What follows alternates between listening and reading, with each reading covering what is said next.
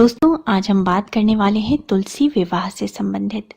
कार्तिक मास का महीना चल रहा है और कार्तिक मास के शुक्ल पक्ष की एकादशी को प्रबोधिनी एकादशी या देव उठनी एकादशी के रूप में मनाया जाता है और इसी दिन तुलसी जी का विवाह भगवान शालिग्राम से कराया जाता है। कहा जाता है कि हर व्यक्ति को अपने जीवन काल में एक बार तुलसी विवाह जरूर करना चाहिए। इस साल अर्थात 2021 में देव उठनी एकादशी मनाई जाएगी 14 नवंबर रविवार के दिन। वहीं वैष्णव मत का अनुसरण करने वाले देवउठनी एकादशी का व्रत रखेंगे 15 नवंबर सोमवार के दिन और इसी दिन तुलसी विवाह किया जाएगा। आप में से अधिकतर लोग ये जानते होंगे कि रविवार के दिन तुलसी माता का स्पर्श नहीं किया जाता, पूजन नहीं किया जाता। इसी कारण जो है वो 15 नवंबर सोमवार के दिन देवउठनी एकादशी वैष्णव मत के अनुसार बनाई जाएगी और इसी दिन जो है तुलसी विवाह भी किया जाएगा। तो मैं आज अपनी इस वीडियो में आपको तुलसी विवाह की सरलतम विधि बताऊंगी, किस प्रकार से आप स्वयं घर में तुलसी जी का विवाह भगवान शालिग्राम से संपन्न कर सकते हैं। इसकी विधि क्या है, तुलसी विवाह की कथा क्या है, किन सामग्रियों की आपको आवश्यकता होगी, इन सब चीजों के बारे में हम विस्तार पूर्वक बात करेंगे। इससे पहले अगर आपने अभी तक मेरे चैनल को सब्सक्राइब नहीं किया है तो इस प्रकार के तमाम ज्ञानवर्धक जानकारियों के लिए आप मेरे चैनल को सब्सक्राइब कर लीजिए। वीडियो अच्छा लगता है तो लाइक कर दीजिए और फैमिली एंड फ्रेंड्स के साथ शेयर कर दीजिए। दोस्तों, तुलसी विवाह में तुलसी जी का विवाह भगवान शालिग्राम से किया जाता है और शालिग्राम जी भगवान विष्णु के ही प्रतिरूप माने जाते हैं। तुलसी को विष्णु प्रिया भी कहते हैं। तुलसी और भगवान विष्णु को पति पत्नी के रूप में माना जाता है और तुलसी के बिना भगवान विष्णु की पूजा अधूरी होती है। कार्तिक मास के शुक्ल पक्ष की एकादशी को कार्तिक स्नान करके माता तुलसी का विवाह भगवान शालिग्राम से करवाया जाता है। इसी को तुलसी विवाह कहते हैं। इसका व्रत कार्तिक शुक्ल पक्ष की नौमी से प्रारंभ हो जाता है और नौमी से 11 तक अखंड दीप जलाए जाते हैं।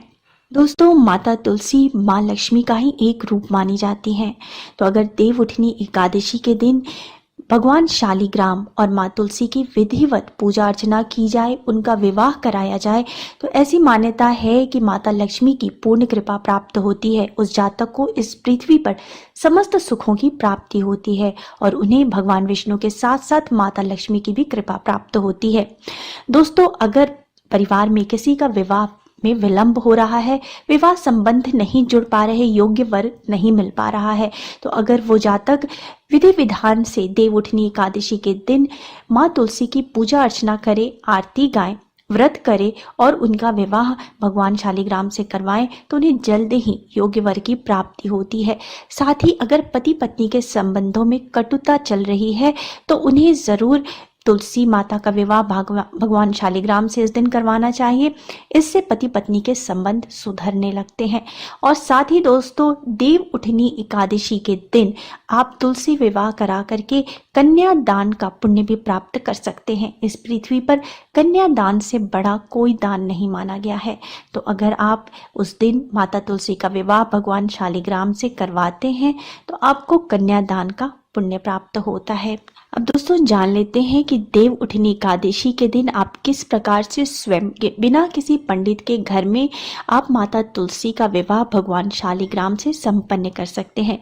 मैं आपको इसकी सबसे सरलतम विधि बताऊंगी। सबसे पहले तो आपको तुलसी का गमला साफ सुथरा कर लेना चाहिए, उसे गेरू और चूना से रंग लेना चाहिए। साथ ही जहाँ पे आपको तुलसी विवाह कराना है उस स्थान को भी आप साफ सुथरा कर ले, धो ले और वहाँ पे तुलसी का गमला स्थापित कर दे।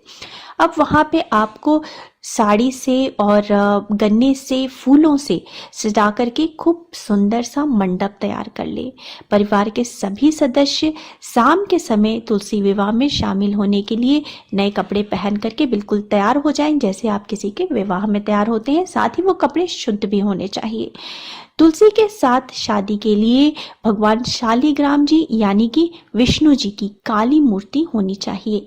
ये नहीं मिले तो आप अपनी श्रद्धानुसार सोने, पीतल या फिर मिश्रित धातु की भी मूर्ति ले सकते हैं या फिर आप फोटो भी ले सकते हैं। दोस्तों, विवाह की विधि प्रारंभ करने से पहले सबसे पहले आपको गणेश जी की पूजा करनी चाहिए विधिवत। यानी कि गणेश जी को स्नान कराएं, उनको वस्त्र अर्पित करें, टीका चंदन पुष्प धूप दीप और नैवेद्य अर्पित करें। साथ ही उनसे प्रार्थना करें कि आपकी पूजा निर्विघ्न संपन्न हो, ऐसी वो आप पे कृपा करें। तो आपको पूजा से पहले सबसे पहले भगवान गणेश की पूजा करनी है। उसके बाद अगर आपके पास ढोल वगैरह हो तो वो बजाते हुए, मंत्रों का उच्चारण करते हुए भगवान विष्णु की प्रतिमा को तुलसी जी के निकट आप लेके जाएं। आप ओम नमो भगवते वासुदेवाय इस मंत्र का जप कर सकते हैं, या फिर आप माता तुलसी और भगवान शालिग्राम भगवान विष्णु के जय जयकार लगाते रह सकते हैं। और आपको भगवान विष्णु की मूर्ति को या फोटो जो भी आपने लिया है उसको माँ तुलसी के गमले के बगल में स्थापित कर देना है। अब इसके बाद आपको भगवान विष्णु का आवाहन करना है।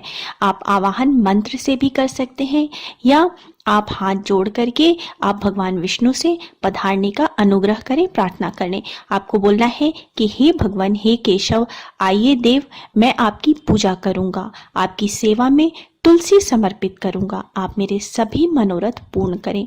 और ऐसे बोलते हुए भगवान विष्णु को प्रणाम करें और जो फूल आपने हाथ में लिया है वो भगवान विष्णु की मूर्ति के सामने छोड़ दें। या फिर आप चाहें तो मंत्र का उच्चारण करते हुए भी भगवान विष्णु का आवाहन कर सकते हैं। यह मंत्र है, आगच्छ भगवन देव आर्चिष्यामि केशव तुभ्यम दास्यामि तुलसीम सर्व काम प्रदो भव। और उसके बाद जो आपने हाथ में पुष्प लिया है वो भगवान विष्णु की मूर्ति के सामने रख दें, छोड़ दें और भगवान को प्रणाम कर लें।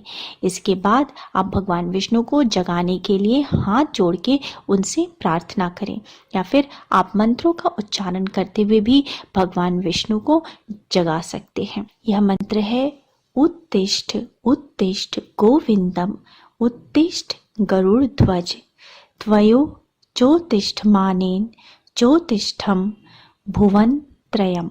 इस मंत्र को आप बोलते हुए भगवान विष्णु से जागने की प्रार्थना कीजिए। मैं हर मंत्र आपको धीरे धीरे तोड़ तोड़ के पढ़ के बताती हूँ कि आप भी उसका सही रूप से उच्चारण कर सकें। तो आप चाहें तो सिर्फ प्रार्थना भी कर सकते हैं मन में, चाहें तो मंत्रों का उच्चारण भी कर सकते हैं।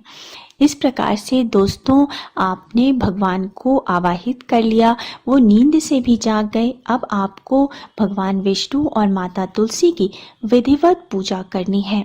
भगवान विष्णु की पूजा करते वक्त आपको ओम नमो भगवते वासुदेवाय मंत्र का जप करते रहना है, और माता तुलसी की पूजा करते वक्त ओम तुलसी नमः मंत्र का जप करना है। दोस्तों, भगवान विष्णु की और माता तुलसी की आपको षोडशो उपचार से पूजा करनी है। अर्थात पहले आपको उन्हें स्नान कराना है। पहले आप गंगा जल से स्नान कराएं, फिर उसके बाद पंचामृत से स्नान कराएं, पुनः गंगा जल से स्नान कराएं। उसके बाद वस्त्र अर्पित करें। भगवान विष्णु को पीले रंग का वस्त्र अर्पित करें, उन्हें पीला रंग प्रिय है। और माँ तुलसी को लाल रंग की चुन्नी उठाएं। इसके बाद आपको हल्दी, चंदन, कुमकुम ये अर्पित करना है। उसके बाद पुष्प अर्पित करना है, धूप दीप दिखाना है, और आपको उसके बाद प्रसाद अर्पित करना है। दोस्तों, माता तुलसी को सुहाग की सारी सामग्री अर्पित की जाती है। हमारे हिंदू धर्म में सुहाग चिन्ह जिन सामग्रियों को माना जाता है, जैसे लाल रंग की साड़ी, ब्लाउज, मेहंदी, काजल, बिंदी, सिंदूर, चूड़ी, आलता, ये सब चीज़ें आपको माता तुलसी को अर्पित करनी है। दोस्तों, घर में जो भी खाना बना हो, अगर वो शुद्धता पूर्वक बना है, बिना लहसुन प्याज का और सेंधा नमक से बना है, तो वो भी आप जो है प्रसाद रूप में भगवान को नैवेद्य रूप में अर्पित कर सकते हैं। इसके बाद जो भी ऋतु फल है वो अर्पित करें, और अगर आपने बाहर से कुछ मिठाई मिष्ठान वगैरह मंगाया है तो वो भी आप अर्पित कर सकते हैं। इसके बाद जो है आपको इनके विवाह की सारी रस्में पूर्ण करनी है। आपको भगवान शालिग्राम और माता तुलसी की फेरे करवाने हैं। उसके बाद आपको कन्यादान का भी रस्म आपको पूर्ण करना है। दोस्तों, कन्यादान का संकल्प लेते हुए आप बोले, हे परमेश्वर, इस तुलसी को आप विवाह विधि से ग्रहण कीजिए। इस प्रकार से बोलते हुए आपको माँ तुलसी का कन्यादान भगवान विष्णु को कर देना है। आपको तुलसी अत्यंत प्रिय प्रिय है, अतः इसे मैं आपकी सेवा में अर्पित करता हूँ। मैंने इसे पुत्री की तरह पाल पोस कर बड़ा किया है और आपकी तुलसी आपको ही दे रहा हूँ।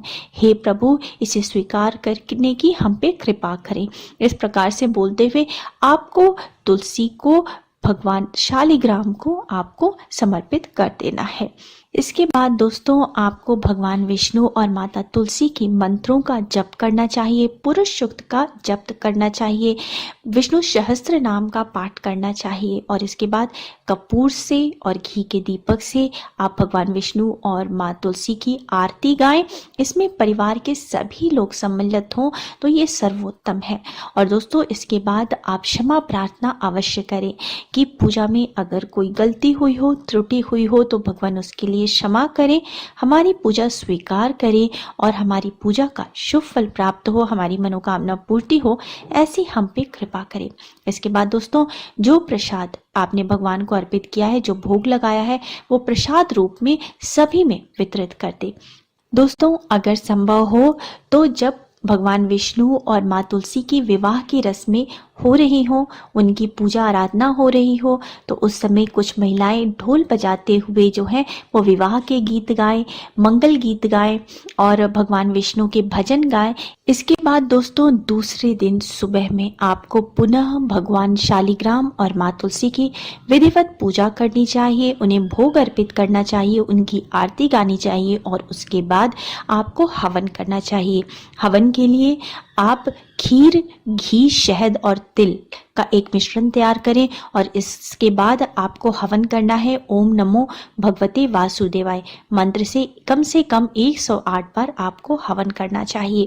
और दोस्तों इसके बाद आप भगवान से प्रार्थना करें, प्रभु आपकी प्रसन्नता के लिए किए गए इस व्रत में कोई कमी रह गई हो तो क्षमा करें।